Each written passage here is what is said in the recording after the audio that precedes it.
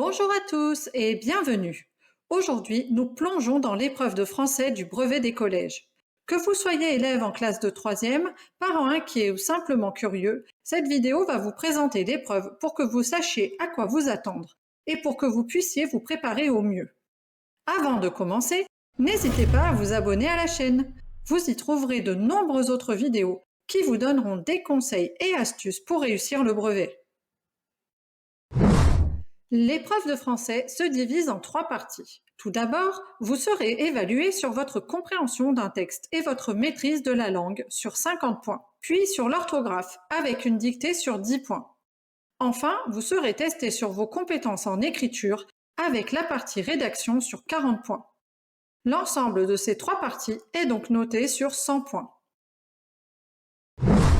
Commençons par la partie compréhension de texte.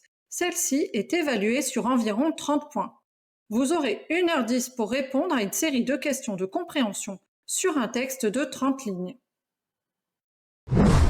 On attend que vous soyez capable d'analyser un texte sur l'un des objets d'étude au programme de 3e et que vous sachiez rédiger une réponse construite en prenant appui sur le texte. Vous devez aussi montrer que vous êtes capable d'argumenter et de justifier votre réponse. Enfin, le texte est très souvent accompagné d'une image. La dernière question de compréhension teste votre capacité à mettre en relation les deux documents. Voici 2 petites astuces pour réussir cette partie de l'épreuve. Adaptez systématiquement votre réponse au nombre de points de la question. Plus la question comporte un nombre important de points, plus votre réponse doit être développée. Entraînez-vous à réfléchir sur les textes que vous lisez durant l'année scolaire et n'hésitez pas à prendre des notes de lecture pour vous souvenir de vos remarques et réflexions. Passons à la partie grammaire de l'épreuve. Elle est généralement notée sur une vingtaine de points et porte sur le même texte que les questions de compréhension. Vous avez donc 1h10 pour traiter la compréhension et la grammaire. Dans ces questions, votre correcteur va évaluer vos compétences linguistiques. Vous y trouverez des questions de grammaire, comme analyser la nature et la fonction d'un groupe de mots, ou encore donner le mode et le temps d'un verbe conjugué. On peut aussi vous poser des questions d'orthographe, par exemple sur l'accord d'un participe passé. Il est également possible de trouver une question de vocabulaire. Dans ce cas, on vous demandera d'étudier la composition d'un mot, de donner son sens ou encore de trouver un synonyme. Enfin, la moitié des points de cette partie est attribuée à la réécriture. On vous demandera de modifier un texte en respectant une ou plusieurs consignes. Ainsi, on peut vous faire transposer le texte du singulier au pluriel. Une fois que vous avez répondu à toutes les questions, le professeur surveillant l'épreuve procédera à la dictée. Cette partie dure 30 minutes et elle est évaluée sur 10 points. Elle porte sur un texte lié à celui que vous venez d'étudier en compréhension. La dictée correspond généralement à un extrait d'environ 700 caractères.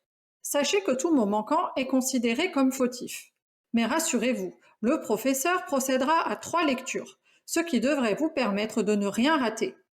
Le barème de l'épreuve est le suivant. Vous perdez 1 point pour chaque faute d'orthographe grammaticale, c'est-à-dire si vous vous êtes trompé dans l'accord d'un verbe, ou si vous avez oublié un pluriel par exemple. 0,5 points vous seront retirés pour chaque faute d'orthographe lexicale, c'est-à-dire pour tout mot mal écrit, les doubles consonnes par exemple.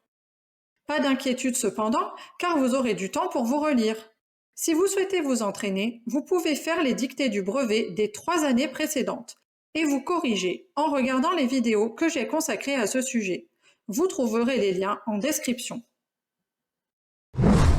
Après la dictée, vous avez droit à un quart d'heure de pause bien méritée, avant d'attaquer la dernière partie de l'épreuve de français, la rédaction. Celle-ci dure 1h30 et elle est évaluée sur 40 points. La bonne nouvelle, c'est que vous avez le choix entre 2 sujets, un sujet d'imagination et un sujet de réflexion. Vous pourrez donc opter pour celui qui vous inspire le plus et produire un devoir dont la longueur se situera entre 40 et 60 lignes. Si vous choisissez le sujet d'imagination, il faudra bien veiller à respecter les consignes qui vous sont imposées par le sujet. Il vous faudra aussi avoir de solides connaissances sur les différents genres au programme. le récit, la lettre, le dialogue théâtral ou encore le discours argumentatif. Votre texte devra être structuré dans un plan cohérent et vous devrez choisir un vocabulaire approprié au contexte donné par le sujet. Si vous optez pour le sujet de réflexion, il vous faudra argumenter autour du sujet qui vous sera posé sous forme de question. Par exemple, pensez-vous qu'il soit nécessaire que les robots remplacent l'homme au travail? Pour y répondre, il vous faudra trouver les bons arguments et avoir une culture suffisante pour trouver des exemples pertinents. Quel que soit le sujet choisi, surveillez votre expression, car l'orthographe et la syntaxe sont aussi évaluées lors de la rédaction. Pour chacun de ces deux sujets, il vous faut une méthode solide et de l'entraînement. J'ai réalisé 2 vidéos qui vous expliqueront comment vous y prendre avec ces 2 sujets. Vous pourrez même les faire pas à pas à l'aide des exemples que j'ai traités. Alors, n'hésitez pas à les visionner. Voilà, vous savez maintenant ce qui vous attend concernant l'épreuve de français au brevet des collèges. Si vous souhaitez approfondir vos connaissances sur chacune des parties de l'épreuve et vous entraîner, n'hésitez pas à regarder mes autres vidéos sur ce sujet. Vous y trouverez des conseils, des méthodes, des astuces et des exercices pour vous préparer efficacement. Je vous souhaite bon courage pour vos révisions et à bientôt sur la chaîne.